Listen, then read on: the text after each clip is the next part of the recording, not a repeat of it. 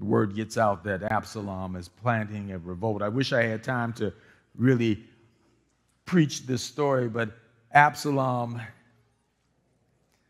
has a plan.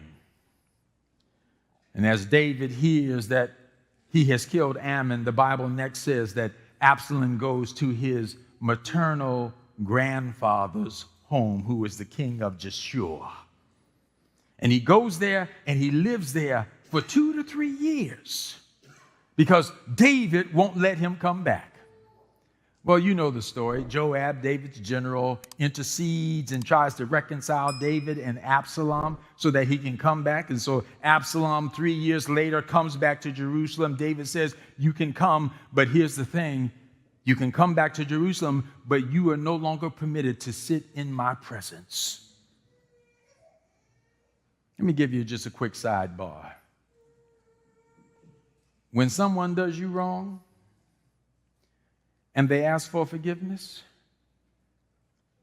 then we need to give them forgiveness without the caveat, I'm going to forgive you, but I ain't going to forget. Have you heard that? Yeah, I'm going to forgive you, but I'm not going to forget. That's something that I have said in the past. Individuals who harmed my family members. Individuals that I can document and did document that they did harm to my family. And how I tried to reconcile these legitimate feelings and these authentic emotions as a pastor.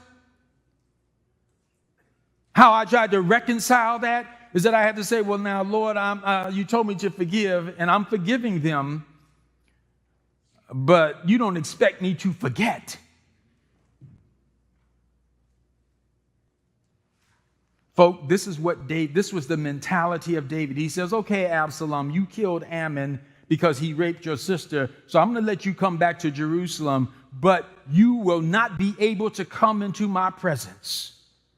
And so for 2 more years, Absalom is there in Jerusalem. But when the time came for all of his brothers and sisters to come and sit at the king's table to eat, Absalom was excluded. And you know what the Bible says he was doing?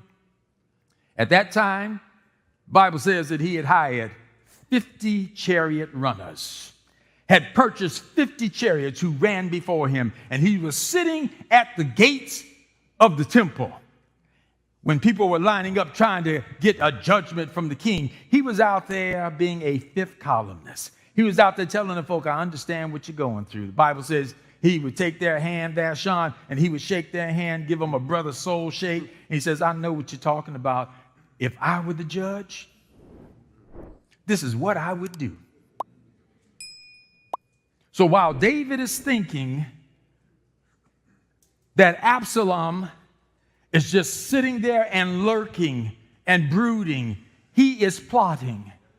Folks, when it is time for us to forgive, you need to forgive